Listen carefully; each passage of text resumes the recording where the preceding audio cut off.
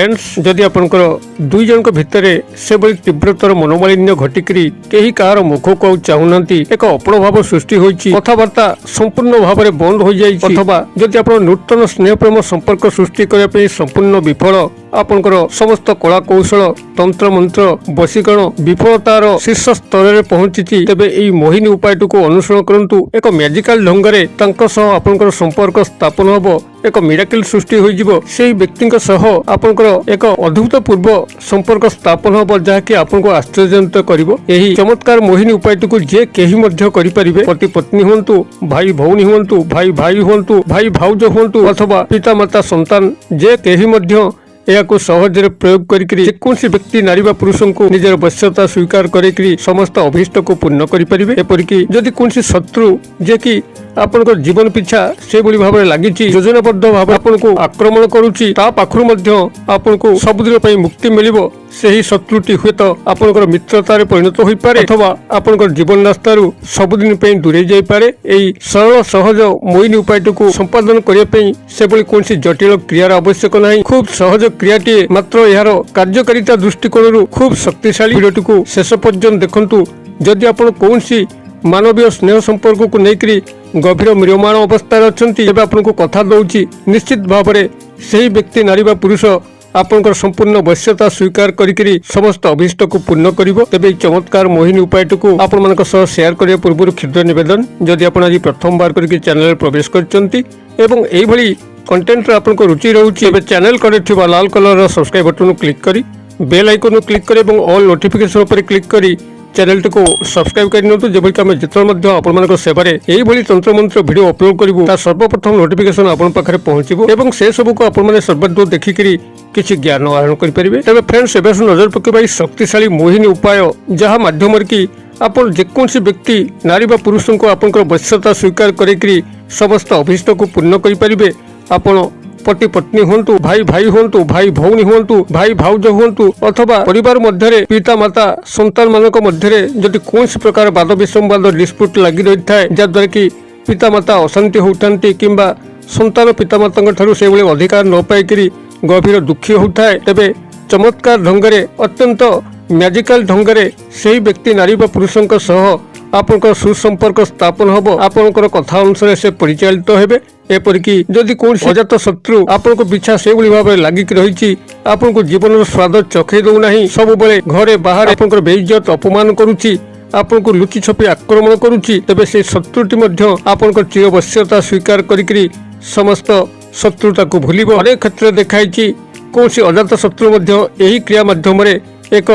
परम मित्र बंधु भाव में छिड़ा होकर साहाय्य करी क्रियाटी को संपादन करने आपको जहाँ सामग्री आवश्यक प्राथमिक भाव में आप गोटे खाली दियासिल खोल को संग्रह करंतु जो थे कि आपन दियासिल काठी नथिबो एवं 7 गोटी अक्षत अरुआ चाउल जहाँकि लंबा होइतिबो एवं कौन जगह भंगा रुजा नथिबो एभली 7 गोटी अक्षत अरुआ चाउल जहाँकि पूजा अरुआ चाउल आपन आदौ अईठा मध्य होई नथिबो एभली 7 गोटी अरुआ चाउल को संग्रह करिवे एवं जाटा कहली आपन खाली दियासिल खोल गोटे संग्रह करिवे। याको आपण माने जेकोसी दिन जेकोसी समय करें कौन दिन समय बारण नहीं तेबे जितेबाला आपण माने याको प्रयोग करेंगे से भली गोपनीयतार सह प्रयोग करेंगे एवं एकांत मुहूर्त प्रयोग करेंगे जेभली कि आपण डिस्टर्ब न होती पाखे जदि मोबाइल फोन को नौचंती तेबे याको स्विच ऑफ कर दियंतु एवं से भली कोलाहल महटा टिके दूरे रही आपण माने क्रियाटी करंतु चमत्कार ढंग से आपण मानकर ए क्रियाटी सफलता सह संपादन होबो। तेबे एई भली भाव में कौन दिन कौन समय आपण शुद्धपुत होकर एक आसन पकईकरी बसंतु एवं अत्यंत गुप्त भाव में गोपनीयतार सह एवं एकांत मुहूर्त क्रियाटी करने चेष्टा करंतु आपनकर मुखटी को उत्तर किंबा पूर्व दिग को रखंतु एवं सामने यही 7 गोटी अरुआ चाउल को कौन गोटे पात्र रखंतु एवं यही खाली दियासिल खोलटी को कौन गोटे आसन उपर रखंतु आपन सामने जिन रखी सारा पर आपन 2 हाथ जोड़िकी संपृक्त व्यक्ति नारी बा पुरुष को गभीर भाव में ध्यान करंतु जेभली कि से आपन सामने अछंती तांकर समस्त पॉजिटिव कथा आपन चिंता करंतु जेभली कि से आपन सह हसी हसी कथबार्ता होचंती कौन से नेगेटिव थॉट्स से समय आणतु नहीं कौ सकाशे आपनकर पड़ू नहीं कौ सकाशे आपनकर सह मनोमालिन्य घटुची कौन सी नेगेटिव थॉट्स से समय आणतु नहीं केवल पॉजिटिव थॉट्स जहाँकि ତାଙ୍କ ସହ ଆପଣଙ୍କର ସୁସମ୍ପର୍କ ଚାଲିଥିଲା ବେଳେ କୌଣସି ହସ ଖୁସିର ମୁହୂର୍ତ୍ତ, କୌଣସି ସୁଖଦ ବେଳା, ଏଇ କଥାକୁ ଆପଣମାନେ ମନ ଭିତରେ ରଖିକିରି କ୍ରିୟାଟିକୁ ଚାଲୁ ରଖନ୍ତୁ। ଯଦି ନୂତନ ଭାବେ କାହାକୁ ଆପଣ ସ୍ନେହ ପ୍ରେମ ସମ୍ପର୍କର ସୂତ୍ରତାରେ ବାନ୍ଧିବା ପାଇଁ ଚାହୁଁଥାନ୍ତି, ତେବେ ତାଙ୍କ ସହ କାଳ୍ପନିକ ସୁଖଦ ମୁହୂର୍ତ୍ତର ଚିତ୍ର ମନ ମଧ୍ୟରେ ଅଙ୍କନ କରିକିରି ସେହି ବ୍ୟକ୍ତି ନାରୀ ବା ପୁରୁଷଙ୍କୁ ଗଭୀର ଭାବରେ ଧ୍ୟାନ କରନ୍ତୁ। ଏହି ଧ୍ୟାନ କରିସାରିଲା ପରେ ଆପଣ ବାମ ହାତରେ ସେହି ଖାଲି ଦିଆସିଲି ଖୋଳଟିକୁ ଉଠାଇ ଆଣନ୍ତୁ ଏବଂ ଦକ୍ଷିଣ ହସ୍ତରେ ଏହି 7 ଗୋଟି ଅରୁଆ ଚାଉଳକୁ ସେହି ପାତ୍ର ମଧ୍ୟରୁ ଆଣିକିରି ହାତ ପାପୁଲି ମୁଠା ଭିତରେ ରଖନ୍ତୁ। ବର୍ତ୍ତମାନ ଆପଣଙ୍କ ଦକ୍ଷିଣ ହସ୍ତ ମୁଠା ଭିତରେ 7 ଗୋଟି ଅରୁଆ ଚାଉଳ ରହିଲା ଏବଂ ଏହି ବାମ ହାତ ପାପୁଲିରେ ଆପଣଙ୍କର ଖାଲି ଦିଆସିଲି ଖୋଳ ରହିଲା। ଏହାପରେ ଆପଣଙ୍କର ଦକ୍ଷିଣ ହସ୍ତର ହାତ ମୁଠାରେ ଯେଉଁ 7 ଗୋଟି ଅରୁଆ ଚାଉଳ ରଖିଛନ୍ତି, ଆପଣଙ୍କ ସେହି ମୁଠା ଭିତରୁ ତର୍ଜନୀ ଆଙ୍ଗୁଳିକୁ ଖୋଲନ୍ତୁ। ତର୍ଜନୀ ଆଙ୍ଗୁଳି ବା ଫାଷ୍ଟ ଫିଙ୍ଗରକୁ ଆପଣଙ୍କର ବାମ ହାତରେ ଥିବା ଦିଆସିଲି ଖୋଳ ଉପରେ ସାମାନ୍ୟ ହାଲକା ଭାବେ ସ୍ପର୍ଶ କରନ୍ତୁ ଏବଂ ସେହି ବ୍ୟକ୍ତି ନାରୀ ବା ପୁରୁଷଙ୍କର ନାମକୁ ସେଇଠି ଆପଣମାନେ 5 ଥର ଉଚ୍ଚାରିତ କରନ୍ତୁ ଏବଂ ତାପରେ ଏଇ ଯେଉଁ କ୍ଷୁଦ୍ର ମନ୍ତ୍ର କହୁଛି, এই ক্ষুদ্র মন্ত্রକୁ ଆପଣମାନେ ସେଠି 7 ଥର ଉଚ୍ଚାରିତ କରନ୍ତୁ। ক্ষୁଦ୍ର ମନ୍ତ୍ରଟିକୁ 7 ଥର ଉଚ୍ଚାରିତ କରିସାରିଲା ପରେ ଆପଣଙ୍କର ଦକ୍ଷିଣ ହସ୍ତ ହାତ ମୁଠା ଭିତରୁ ସେଇ 7 ଗୋଟି ଅରୁଆ ଚାଉଳକୁ ବାହାର କରିକିରି ବାମ ହାତରେ ଥିବା ଖାଲି ଦିଆସିଲି ଖୋଳରେ ରଖନ୍ତୁ ଏବଂ ଦିଆସିଲି ଖୋଳକୁ ବନ୍ଦ କରନ୍ତୁ। ତାପରେ ସେଇ ବାମ ହାତ ପାପୁଲି ଉପରେ ଯେଉଁଥିରେ ଆପଣଙ୍କର ଦିଆସିଲି ଖୋଳ ଅଛି ଏବଂ 7 ଗୋଟି ଅରୁଆ ଚାଉଳ ବନ୍ଦ ଅବସ୍ଥାରେ ଅଛି, ତା ଉପରେ ଦକ୍ଷିଣ ହସ୍ତର ହାତ ପାପୁଲିକୁ ଘୋଡ଼େଇକିରି ସମ୍ପୃକ୍ତ ବ୍ୟକ୍ତି ନାରୀ ପୁରୁଷଙ୍କୁ ଗଭୀର ଭାବରେ ଧ୍ୟାନ ପୂର୍ବକ ଆପଣ ସେ ସ୍ଥାନରୁ ଦଣ୍ଡାୟମାନ ହୁଅନ୍ତୁ ଏବଂ ଦିଆସିଲି ଖୋଳଟିକୁ ନେଇକରି ଆପଣଙ୍କ ପାଖରେ ତାର ରାତି ପାଇବା ପର୍ଯ୍ୟନ୍ତ, ଅର୍ଥାତ୍ ଯେଉଁ ଦିନ ଆପଣମାନେ ଏ କ୍ରିୟାଟିକୁ କଲେ ସେ ଦିନର ରାତ୍ରି ପାଇବା ପର୍ଯ୍ୟନ୍ତ ଏ ଦିଆସିଲି ଖୋଳଟିକୁ ପାଖାପାଖି ରଖନ୍ତୁ। ଅର୍ଥାତ୍ ଦିଆସିଲି ଖୋଳଟି ଆପଣଙ୍କର ରାତ୍ରି ପାଇବା ପର୍ଯ୍ୟନ୍ତ ଆପଣଙ୍କ ଆଟାଚମେଣ୍ଟ ହୋଇ ରହିବା ଆବଶ୍ୟକ। ତା ଆପଣଙ୍କର ତକିଆ ତଳେ ହୋଇଥାଇପାରେ, ସାର୍ଟ ପ୍ୟାଣ୍ଟ ପ୍ୟାକେଟରେ ହୋଇପାରେ, ଯେଉଁଭଳି ଭାବରେ ଆପଣମାନେ ଚାହିଁବେ ଏହାକୁ ସେଇଭଳି ଭାବରେ ସେହି ରାତ୍ରି ପାଇବା ପର୍ଯ୍ୟନ୍ତ ଆପଣଙ୍କ ସହ ଆଟାଚମେଣ୍ଟ ହୋଇ ରହିବା ପାଇଁ ଦେବେ। ଏହାପରେ ଆପଣଙ୍କ ଯେଭଳି ଭାବରେ ରାତ୍ରି ପାହୁଛି, ସୂର୍ଯ୍ୟୋଦୟ ଘଟିବାର ଯଥେଷ୍ଟ ଆଗରୁ ଆପଣମାନେ ସକାଳୁ ଉଠିଯିବେ। ସ୍ନାନ ଶୌଚ ଶୁଦ୍ଧପୂତ ନ ହୋଇକିରି, ଦାନ୍ତ ନ ଘଷିକିରି, କୌଣସି ଚପଲ ନ ମାଡ଼ିକିରି ଆପଣ ସେ ଦିଆସିଲି ଖୋଳଟିକୁ ଧରିକିରି ପାଖରେ ଥିବା କୌଣସି ଏକ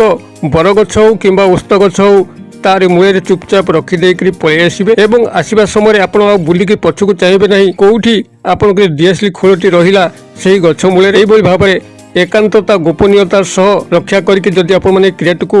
ସଫଳତାର ସହ ସମ୍ପାଦନ କରିବେ, ମାତ୍ର 3 ରୁ 4 ଦିନ ମଧ୍ୟରେ ସେହି ବ୍ୟକ୍ତି ନାରୀ ବା ପୁରୁଷଙ୍କ ସହ ଏଭଳି ଗଭୀର ସ୍ନେହ ପ୍ରେମ ସମ୍ପର୍କରେ ଆପଣଙ୍କର ସୂତ୍ରପାତ ଘଟିବ ଯାହାକି ପୂର୍ବବତ୍ କେବେ ମଧ୍ୟ ସମ୍ଭବ ହୋଇନଥିଲା। ସେହି ବ୍ୟକ୍ତି ନାରୀ ବା ପୁରୁଷ ସମ୍ପୂର୍ଣ୍ଣ ବଶ୍ୟତା ସ୍ୱୀକାର କରିକିରି ଆପଣଙ୍କ ସମସ୍ତ ଅଭୀଷ୍ଟକୁ ପୂର୍ଣ୍ଣ କରିବ। ତେବେ ଏ ଯେଉଁ ମୋହିନୀ ମନ୍ତ୍ରଟିକୁ ଆପଣମାନେ ସେଠି 7 ଥର ଉଚ୍ଚାରିତ କରିବେ, ଯାହାକି ଏପର୍ଯ୍ୟନ୍ତ ମୁଁ ସେୟାର କରିନାହିଁ। ମୋହିନୀ ମନ୍ତ୍ରଟିକୁ ସେୟାର କରୁଛି, ଆପଣମାନେ କାଗଜ କଲମରେ ଟିପି ନିଅନ୍ତୁ। ମୋହିନୀ ମନ୍ତ୍ରଟିକୁ ପ୍ରାଥମିକ ଭାବରେ ମୁଖସ୍ଥ କରିସାରିଲା ପରେ ହିଁ ପ୍ରୟୋଗ କରିବେ,